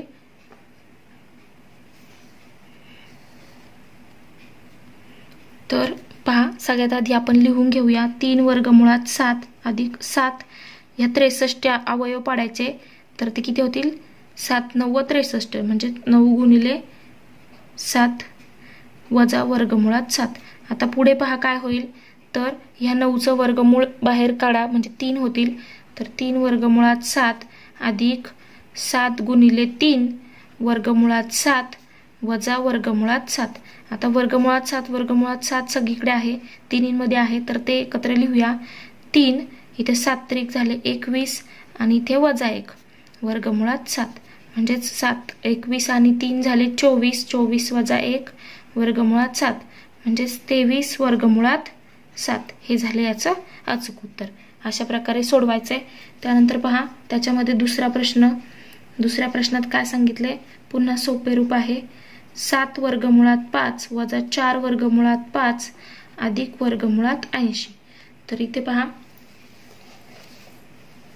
16 पंचे 80 म्हणजेच याचे अवयव पाडायचे. तर इथे काय होईल 7 वजा 4 अधिक इथे याचे अवयव किती पडतील 80चे 16 आणि 5. तर वर्गमुळात 5 हे सगळीकडे होतील. 16चं वर्गमूळ राहील 4 वर्गमुळात 5 म्हणजेच अधिक 4 वजा 4 झाले 0 म्हणजे 7 वर्गमुळात 5. त्यानंतर पहा पुढे तिसऱ्या प्रश्नात. तर 4 वर्गमुळात 12 वजा वर्गमुळात 75 वजा 7 वर्गमुळात 48. आता याचे पण पुन्हा अवयव पाडायचे. तर या ठिकाणी पहा काय होते 4 3 चौक 12 वजा इथे 25 त्रिक 75 वजा 7. इथे पहा याचे अवयव कसे पडतील तर 4 ने भाग देऊया. तर 4 एके 4 12 चौक 48 म्हणजेच 12 आणि 4 किंवा 16 ने पण भाग जाईल. 16 त्रिक 48 म्हणजे 16. त्यानंतर पहा 4 तर याचं 4चं वर्गमूळ येईल 2 म्हणजे वर्गमुळात राहतील 3. इथे पहा 5 वर्गमुळात 3 इथे 7 इथे 4 बाहेर येईल कारण 16चं वर्गमूळ आणि इथे वर्गमुळात 3. तर इथे 4 दुने 8 वजा 5 वजा 7 7 चौक 28 वजा 28 आणि इथे वर्गमुळात 3 म्हणजेच पहा पुढे काय होईल तर 8 वजा 5 झाले 3 3 वजा 28 वर्गमुळात 3 म्हणजेच वजा 25 वर्गमुळात 3 हे झाले याचं उत्तर. पाहूया पुढचं पहा दिवस 9. तर याच्यामध्ये काय आहे कर्णींवरील क्रिया गुणाकार आणि भागाकार करणीचे परिमेयकरण. तर याच्यामध्ये आपल्याला काय काय यायला हवं गुणाकार करता यायला हवा भागाकार करता यायला हवा त्यानंतर छेदाचं परिमेयकरण करता यायला हवं. तर गुणाकार अगदी सेम तसाच आहे जसं आपण बेरजेमध्ये केलं. तर इथे काय करायचं सोपं रूप द्यायचं 12चे अवयव पाडायचे अशा प्रकारे सोडवायचंय. त्यानंतर पहा किंवा पुढे भागाकारामध्ये भागाकाराचं रूपांतर तुम्ही गुणाकारात करून सुद्धा सोडू शकता, किंवा करणीचे परिमेयकरण करायचं म्हणजेच काय, दोन करणींचा गुणाकार परिमेय संख्या येतो तेव्हा त्या करणीचे परिमेयकरण होते. तर त्यापैकी कोणत्याही एका करणीस दुसऱ्या करणीचा परिमेयकरण गुणक असं म्हणतात. म्हणजे वर्गमुळात 3 या करणीला वर्गमुळात 3 ने गुणले तर वर्गमुळात 9 म्हणजेच 3 ही संख्या परिमेय संख्या मिळते, म्हणजेच तिचं परिमेयकरण झालं असं आपण म्हणतो. पहा आता पाहूया याच्यावरचा स्वाध्याय. तर याच्यामध्ये काय आहे, खालील प्रश्नासाठी अचूक पर्याय निवडा. तर पहा अचूक पर्याय निवडा. तर पहा इथे पहा 3 वर्गमुळात 6 गुणिले 2 वर्गमुळात 2. तर हे कसं सोडवायचं आहे, तर पहा इथे काय आहे, तर 3 गुणिले 2 एकत्र घ्यायचे, त्यानंतर वर्गमुळात काय होणार आहे 6 गुणिले 2. तर पहा हे किती येत आहे, 3 दुने 6 आणि 6 वर्गमुळात 6 गुणिले 2 म्हणजेच 6 दुने 12. तर हे किती झाले 6 वर्गमुळात 12. 3 दुने 6 आणि 6 वर्गमुळात किती झाले 12. आता हे आपण असं लिहिलंय, हे पण बरोबर आहे, किंवा मग याला तुम्ही सोप्या रूपात लिहू शकता. तर हे काय आहे, तर 6 वर्गमुळात 12 म्हणजेच काय, तर 6 आणि वर्गमुळात 12 म्हणजे 4 त्रिक 12. त्यानंतर ह्या 4चं वर्गमूळ बाहेर लिहा, म्हणजे 6 गुणिले 2 वर्गमुळात 3 म्हणजे 6 दुने 12 वर्गमुळात 3 म्हणजे 6 वर्गमुळात 12 म्हणजेच काय, तर 12 वर्गमुळात 3 म्हणजेच पर्याय क्रमांक सी हे याचं उत्तर आहे.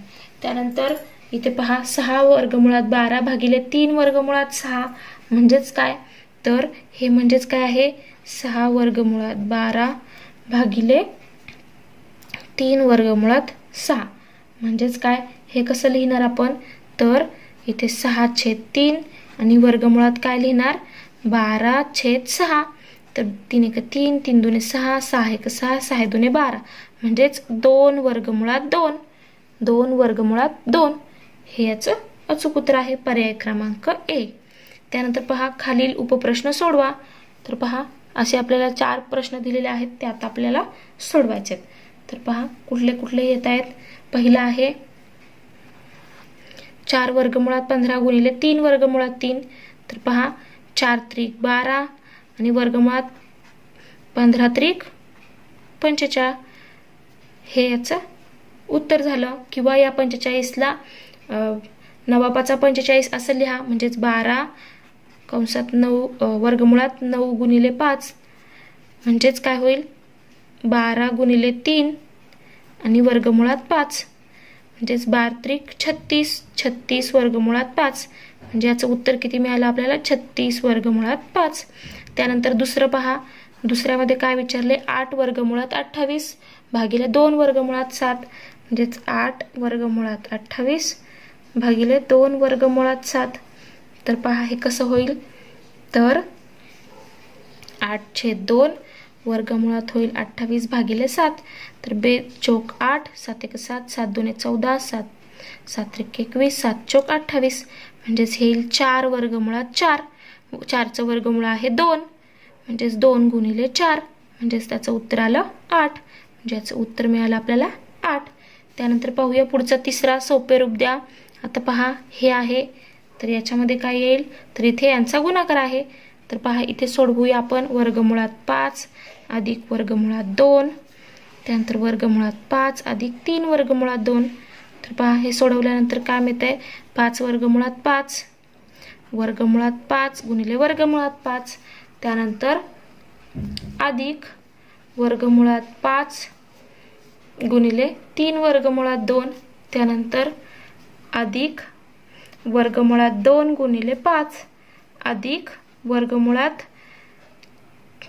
2 गुणिले 3 वर्गमुळात 2. हे सोडूया. तर वर्गमुळात 5 गुणिले वर्गमुळात 5 म्हणजे वर्गमुळात 25 अधिक इथे पहा 3 3 1 3 आणि वर्गमुळात 5 गुणिले 2 म्हणजेच 10 अधिक इथे वर्गमुळात 10 अधिक इथे पहा तर 3 1 3 आणि वर्गमुळात 2 गुणिले 2 म्हणजे 4. पुढे त्यानंतर वर्गमुळात 25 म्हणजेच 5. इथे काय झाले 3 अधिक 1 वर्गमुळात 10 अधिक 3 वर्गमुळात 4 म्हणजेच 3 गुणिले 2 कारण 4चं वर्गमूळ आहे 2. तर 5 अधिक 3 दुणे 6 अधिक 3 आणि 1 4 वर्गमुळात 10 म्हणजेच किती मिळालं तर 5 आणि 6 आणि 5 झाले 11 अधिक 4 वर्गमुळात 10. इथे आपल्याला अधिक अधिक दिलेला आहे तर इथे अधिक 4 वर्गमुळात 10. त्यानंतर पहा पुढचं गणित आहे चौथा प्रश्न. तर त्याच्यामध्ये छेदाचे परिमेयकरण करा. तर 1 वर्गमुळात 11. तर याला काय करावं लागेल वर्गमुळात 11 ने गुणावं लागेल वर्गमुळात 11 ने भागावं लागेल म्हणजेच हे होईल वर्गमुळात 11 छेद वर्गमुळात 11 गुणिले 11 म्हणजेच वर्गमुळात 11 भागिले वर्गमुळात 121 म्हणजेच वर्गमुळात 11 भागिले 11 म्हणजे हे झाले याचं उत्तर. तर ते किती आलं वर्गमुळात 11 छेद 11. पहा वर्गमुळात 11 ने गुणलं आणि भागलं तर इथे होतील वर्गमुळात 121 म्हणजेच 11. त्यानंतर पहा त्याच्यामधले दुसरं गणित आहे 3/5 वर्गमुळात 7. तर याला काय करूया आपण वर्गमुळात 7 ने गुणूया आणि वर्गमुळात 7 ने भागूया. तर पहा काय होईल तर 3 वर्गमुळात 7 खाली काय होईल तर 5 वर्गमुळात 7 गुणिले वर्गमुळात 7 म्हणजेच 3 वर्गमुळात 7 भागिले 5 गुणिले वर्गमुळात 49 म्हणजेच 3 वर्गमुळात 7 भागिले 5 गुणिले 7 49चं वर्गमूळ आहे 7 म्हणजेच 3 वर्गमुळात 7 भागिले 7×5 35 हे झाले याचं उत्तर. अशा प्रकारे आपण एकूण किती स्वाध्याय पाहिले आतापर्यंत दिवस 9 पाहिले. आता पाहूया दिवस 10वा. 10व्या दिवसामध्ये काय आहे पहा समांतर रेषा. तर समांतर रेषा त्यामुळे होणाऱ्या वेगवेगळ्या विविध कोनांच्या जोड्या ओळखता यायला पाहिजेत. त्यानंतर त्या ठिकाणी ज्या जोड्या आहेत त्यांचे आपल्याला गुणधर्म समजले पाहिजेत त्यांचा वापर करता आला पाहिजे. तर समांतर रेषा म्हणजे काय हे आठवा. त्याचबरोबर बिंदू R बिंदू S जवळ तयार झालेल्या सर्व कोनांची नावे लिहा. तर ह्या समांतर रेषा कुठल्या कुठल्या आहेत तर AB ही CD ला कशी आहे समांतर आहे. त्यानंतर AB समांतर आहे CD ला. त्यानंतर आकृतीमध्ये बिंदू R आणि बिंदू S जवळ तयार झालेल्या सर्व कोनांची नावे लिहा. किती कोन तयार होतात तर ह्या ठिकाणी एकूण 4 कोन तयार होतात R जवळ. त्यानंतर ह्या ठिकाणी S जवळ एकूण 4 कोन तयार होतात. ह्या सगळ्या कोनांची तुम्ही नावं लिहू शकता. कुठले कुठले आहेत ARP त्यानंतर PRB त्यानंतर BRS त्यानंतर SRA असे हे इथले 4 झाले. तसंच इथले 4 काय लिहिणार RSC त्यानंतर CSQ QSD त्यानंतर DSR असे इथले 4 एकूण 8 कोन तयार होतात. त्यानंतर पहा महत्त्वाचे मुद्दे दिलेले आहेत. 2 रेषांनी एकमेकींना छेदल्यावर तयार होणारे विरुद्ध कोन समान मापाचे असतात. विरुद्ध कोन कसे असतात समान मापाचे असतात. त्यानंतर रेषीय जोडीतील कोन परस्परांचे पूरक कोन असतात म्हणजेच त्यांच्या मापाची बेरीज 180 अंश असते. 2 रेषांना एका छेदिकेने छेदले असता छेदन बिंदू जवळ किती कोन तयार होतात तर 8 कोन तयार होतात जसे आपण हे पाहिले. त्यानंतर ते कुठले कुठले कोन असतात तर संगत कोनांच्या जोड्या पहा कुठल्या असतात तर A आणि P हे काय आहे संगत कोन आहे. त्यानंतर B आणि Q हा एक संगत कोनाची जोडी आहे. त्यानंतर D आणि S त्यानंतर C आणि R हे सगळे संगत कोन झाले. आता आंतरकोनांच्या जोड्या कुठल्या तर D आणि P हे झाले आंतरकोन. त्यानंतर हे झाले 2 आंतरकोन. त्यानंतर बाह्य व्युत्क्रम कोन कुठले तर बाह्य व्युत्क्रम कोन असतात हा A आणि हा R याच्या विरुद्ध. त्यानंतर हा आहे B आणि हा आहे S हे 2 झाले बाह्य कोनांची जोडी. ही एक बाह्य कोनांची जोडी आणि ही एक बाह्य कोनांची जोडी बाह्य व्युत्क्रम कोन. त्यानंतर आंतर व्युत्क्रम कोन कुठले तर B आणि Q त्यानंतर P आणि C हे एकमेकांचे बाह्य व्युत्क्रम कोन आंतर व्युत्क्रम कोन. बाह्य झाल्यानंतर हे बाहेरचे जे बाहेरून असतात ते बाह्य जे आतमध्ये एकमेकांचे विरुद्ध असतात त्यांना म्हटलं जातं आंतर व्युत्क्रम कोन. जेव्हा संगत कोनांची एक जोडी एकरूप असते तेव्हा उरलेल्या सर्व जोड्या कशा असतात एकरूप असतात. संगत कोनाच्या उरलेल्या ज्या जोड्या असतात त्या एकरूप असतात. जरी जोडी एकरूप असेल तर बाकीच्या 3 पण काय असतात एकरूप असतात. तसंच व्युत्क्रम कोनांचं आहे त्याचबरोबर जेव्हा छेदिकेच्या एकाच बाजूच्या आंतरकोनांची बेरीज 180 अंश असते, या आंतरकोनांची बेरीज 180 अंश असेल, तर तेव्हा दुसऱ्या जोडीतील कोनांची बेरीज सुद्धा किती असते? 180 अंश असते. त्यानंतर पहा आंतरकोनाचे प्रमेय. दोन समांतर रेषांनी एका छेदिकेला छेदले असता कोणत्याही एका बाजूला होणारे आंतरकोन एकमेकांचे पूरक कोन असतात. पूरक कोन म्हणजे काय? आपण मगाशीच पाहिलेलं आहे. त्यांची बेरीज किती येते? 180 अंश येते. म्हणजेच ते काय असतात? पूरक कोन असतात. संगत कोन पहा. संगत कोनाचा गुणधर्म, संगत कोनांच्या प्रत्येक जोडीतील कोनांची मापे कशी असतात? समान असतात. त्यानंतर सेम तसंच आहे व्युत्क्रम कोनांसाठी. त्यांची पण मापे कशी असतात? जोडीतील कोनांची मापे समान असतात. आता पहा स्वाध्यायामध्ये काय दिलेलं आहे? तर स्वाध्यायामध्ये आहे दिलेल्या पर्यायांपैकी अचूक पर्याय निवडा. तर पहिला आहे दोन समांतर रेषांना एका छेदिकेने छेदले असता तयार होणाऱ्या आंतरकोनांच्या जोडीतील एका कोनाचे माप 45 अंश असेल. पहा, दोन समांतर रेषांना एका छेदिकेने छेदले असता तयार होणाऱ्या आंतरकोनांच्या जोडीतील एका कोनाचे माप 45 अंश असेल, तर दुसऱ्या कोनाचे माप किती असेल? तर ते किती असेल? तर दोन समांतर रेषांना एका छेदिकेने छेदले असता छेदिकेच्या कोणत्याही एका बाजूला होणारे आंतरकोन एकमेकांचे पूरक कोन असतात. पूरक कोन असतात म्हणजे त्यांच्या मापाची बेरीज 180 अंश असते. म्हणजे हा जर पहिला जर 45 असेल तर दुसरा किती असणार आहे? तर दुसरा असणार आहे किती? 180 वजा 45. तर ते किती येईल? तर इथे होतील 7, इथे होतील 10, म्हणजे 5. 10 वजा 5 झाले 5. त्यानंतर 7 मधनं 4 गेले, राहिले 3 आणि हा 1 म्हणजे 135 अंश. दुसरा कोन किती मापाचा असेल? 135 अंशाचा. म्हणजेच पर्याय क्रमांक 3 सी हे याचं अचूक उत्तर आहे. पाहूया पुढचा प्रश्न. पहा पुढच्या प्रश्नात काय दिलंय? दोन रेषांना एका छेदिकेने छेदले असता संगत कोनांच्या किती जोड्या तयार होतात? तर संगत कोनांच्या एकूण 4 जोड्या तयार होतात. हे आपण मगाशी पाहिले. संगत कोन किती असतात? 4 असतात. तर पहा तर तो पर्याय कुठला आहे? पर्याय बी. त्यानंतर दोन समांतर रेषांना एका छेदिकेने छेदले असता होणाऱ्या व्युत्क्रम कोनांच्या जोडीतील एका कोनाचे माप 85 अंश असेल, तर दुसऱ्या कोनाचे माप किती असेल? तर दुसऱ्या कोनाचे माप किती असेल? तर ते पहा किती असेल? तर ते सुद्धा किती असेल? 85 अंश असेल. कारण व्युत्क्रम कोन कसे असतात? तर प्रत्येक जोडीतील कोनांची मापे कशी असतात? समान असतात. म्हणजे याचं सुद्धा माप किती असेल? तर ते असेल 85 अंश. त्यानंतर पहा पुढील कृती पूर्ण करा. आकृतीमध्ये रेषा AB समांतर रेषा CD व रेषा PQ ही त्यांची छेदिका R आणि S बिंदूत छेदते. तर पुढील कृती पूर्ण करा. तर पहा ARS कोण ARS चं माप ARS चं माप बरोबर दुसरं कोणाचं माप येईल? हा विचारलाय. हा आणि हा कोण काय आहेत? संगत कोण आहेत. म्हणजे संगत कोण कुठला लिहिणार आपण? CSQ. कोण? CSQ. कारण संगत कोण त्यांचं माप कसं असेल? सारखं असेल. त्यानंतर PRB म्हणजे हा वरती इकडचा हा कोण? PRB बरोबर व्युत्क्रम कोन. याचा व्युत्क्रम कोन कुठला येईल? तर हा येईल.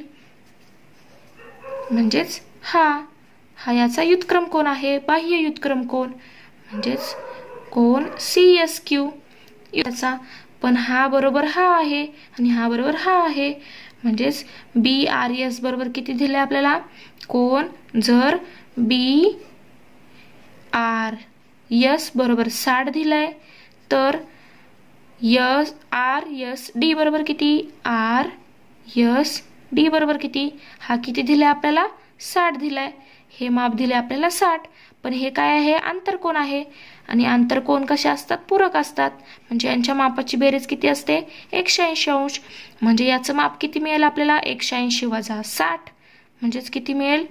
180 वजा 60 म्हणजे 120 अंश मिळेल. कारण काय? आंतरकोनांचा गुणधर्म त्यांची बेरीज किती असते? 180 अंश असते. म्हणजे हा 120 मिळाला हा कोन. त्यानंतर कोन S R C S R अधिक आर यस डी बरोबर किती मिळेल? तर ते किती मिळेल आपल्याला? सी यस आर हे काय झाले? रेषीय जोड्यातील कोण झाले? त्यांच्या मापाची बेरीज किती मिळेल आपल्याला? 180 अंश. सी यस आर म्हणजे हा कोण आणि हा कोण हे काय आहेत? रेषीय जोडीतील, म्हणजे त्यांच्या मापाची बेरीज, कोणांची रेषीय जोडी आहे म्हणजे मापाची बेरीज 180 अंश असेल. त्यानंतर दुसरी कृती पहा. तर दुसऱ्या कृतीमध्ये आपल्याला काय विचारलंय की पहा, दुसऱ्या कृतीमध्ये आपल्याला काय विचारलेलं आहे? आकृतीमध्ये रेषा यल ही रेषा यम ला कशी आहे? समांतर आहे असे असून रेषा यन ही त्यांची छेदिका आहे. जर डी बरोबर 70 अंश हा दिलाय आपल्याला 70 अंश हा, तर जी चे माप काढा म्हणजे याचे माप विचारलंय. तर रेषा यल ही रेषा यम ला समांतर आहे. त्यानंतर डी आणि एफ सारखे आहेत. डी आणि एफ सारखे आहेत कारण काय? तर डी आणि एफ समांतर आहेत कारण की हे आंतर युत्क्रम कोण आहेत? काय लिहिणार आपण या ठिकाणी? आंतर युत्क्रम कोण?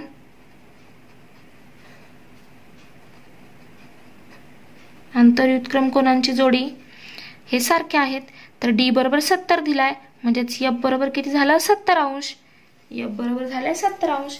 त्यानंतर पहा पुढे काय दिलंय की एफ अधिक जी. एफ अधिक जी बरोबर किती येईल? कारण हे काय आहेत? एका रेषेवरती आहेत. समजा ही रेषा पकडली आपण तर हे दोघांचे एकमेकांचे शेजारी शेजारी आहेत. रेषे जोडीतील कोण आहेत? रेषे जोडीतील कोणांच्या मापाची बेरीज असते 180 अंश म्हणजे इथे येईल 180 अंश. त्यानंतर हा आपल्याला एफ मिळालाय 70, इथे लिहिला 70, तर अधिक जी बरोबर 180 अंश म्हणजे जी बरोबर किती मिळेल? 180 वजा 70 म्हणजेच किती मिळेल? 110 अंश. अशा प्रकारे आपण 2 कृती पूर्ण केलेल्या आहेत. त्यानंतर प्रश्न क्रमांक 3 आहे. 2 समांतर रेषांना एका छेदिकेने छेदले असता तयार होणाऱ्या संगत कोणांच्या जोडीतील कोणांची मापे समान असतात हे सिद्ध करण्यासाठी पुढील कृती पूर्ण करा. तर पक्ष आहे रेषा यल समांतर रेषा यम. तर साध्य काय लिहिणार? आपल्याला काय दाखवायचंय? संगत कोणांच्या जोडीतील कोणांची मापे समान असतात. तर ए चा संगत कोण कुठला आहे? तर तो बी आहे. म्हणजे आपल्याला कोण ए आणि कोण बी हे कसे आहेत? समान आहेत हे दाखवायचंय. त्यानंतर कोण पहा सिद्धता करायची. आता आपल्याला सिद्धतेसाठी काय पहा, कोण ए आणि कोण आहे दुसरं त्याच्या जोडीतील रेषीय जोडीतील कोण आहे? तर कोण सी. कोण ए आणि कोण सी हे कसे आहेत? रेषीय जोडीतील कोण आहेत. म्हणजे त्यांच्या मापाची बेरीज किती असणार आहे? 180 अंश. त्यानंतर पहा कोण सी बरोबर दुसरं कोण आहे ज्यांचा आंतरकोनाचा गुणधर्म वापरायचा आहे. तर ए आणि बी, सी आणि बी हे कसे आहेत? आंतरकोन आहेत. तर कोण सी आणि कोण बी हे कसे आहे? आंतरकोन आहेत. म्हणजे यांच्या मापाची बेरीज किती असणार? 180 अंश. मग याच्यावरून आपल्याला काय मिळेल? 1 आणि 2 वरून ए अधिक सी बरोबर बी अधिक सी. त्यानंतर कोण सी कॅन्सल होतील म्हणजेच कोण ए बरोबर काय होईल? कोण बी. आणि हे आपण सिद्ध केलं. ते म्हणजेच कोण ए आणि कोण बी चं माप कसं असतं? सारखं असतं. संगत कोणांची मापे सारखी असतात. त्यानंतर आता पहा पुढच्या प्रश्नात दिले आकृतीमध्ये चौकोन पी क्यू आर एस हा समलंब चौकोन आहे. बाजू पी क्यू ही बाजू एस आर ला समांतर आहे. कोण एस बरोबर 65 अंश आहे. तर कोण पी चे माप काढा. याचे माप आपल्याला काढायचे. तर पहा चौकोन पी क्यू आर एस हा समलंब चौकोन आहे. बाजू पी क्यू ही बाजू एस आर ला कशी आहे? समांतर आहे, जे दिलेलं आहे बाजू एस आर. त्यानंतर बाजू पी एस ही त्यांची काय आहे? ह्या दोघांची काय आहे? पी एस ही छेदिका आहे. तर छेदिका आहे म्हणून काय होईल? कोण पी अधिक कोण एस बरोबर काय होईल? 180 अंश. कारण समांतर रेषांच्या आंतरकोनाचा गुणधर्म. समांतर रेषांमुळे तयार होणारे हे 2 काय झाले? आंतरकोन. समजा ही एक समांतर आणि ही एक आणि ही छेदिका. तर हा आणि हा काय झाला? आंतरकोन झाला. म्हणजेच कोण पी अधिक कोण एस बरोबर 180 अंश. आंतरकोन झाले.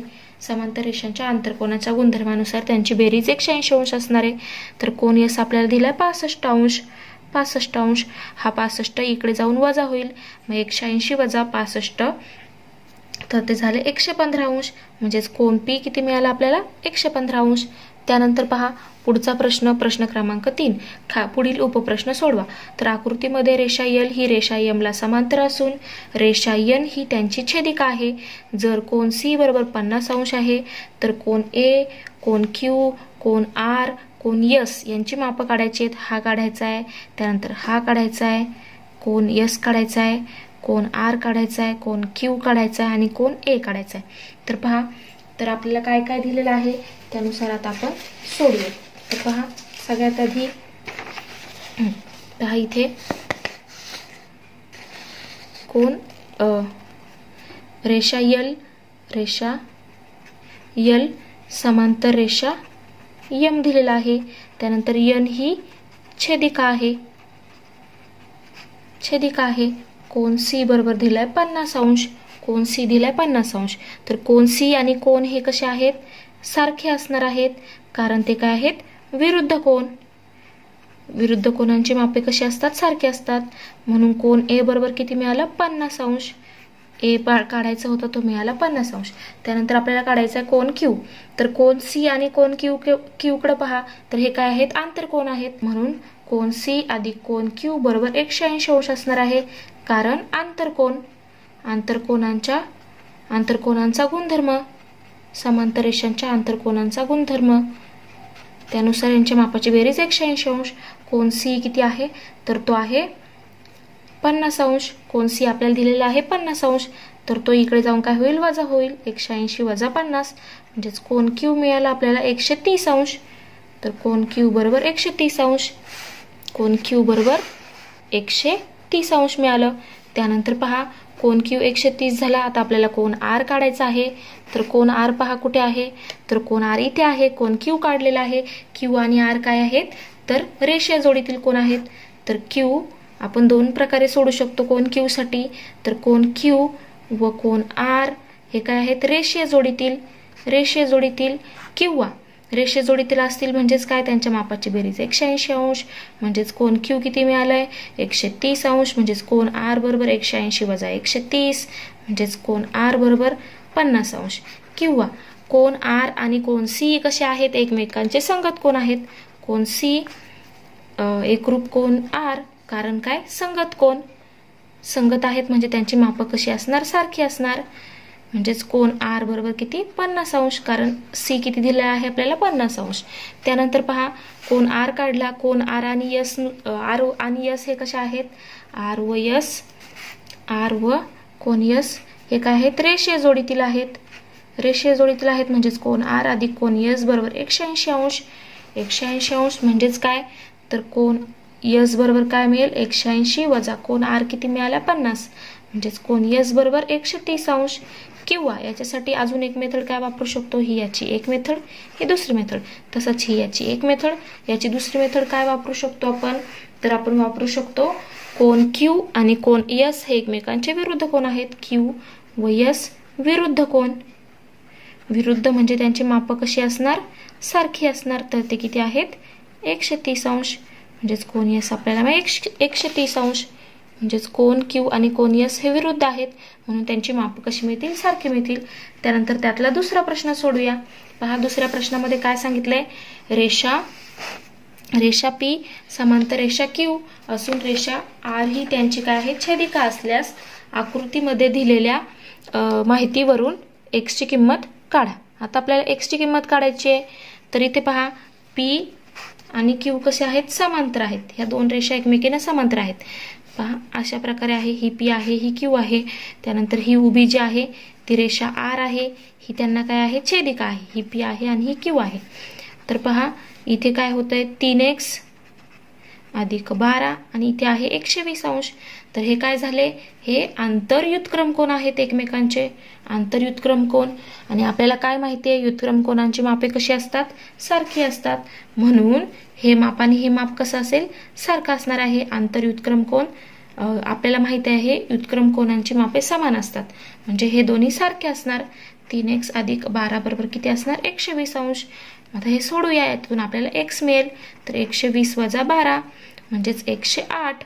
म्हणजेच 3x बरोबर 108. x बरोबर किती मिळेल, तर 108 भागिले 3 म्हणजेच x बरोबर 3 त्रिक 9, खाली राहिला 1 आणि 6 त्रिक 18 म्हणजे x बरोबर किती मिळालं आपल्याला 36 अंश।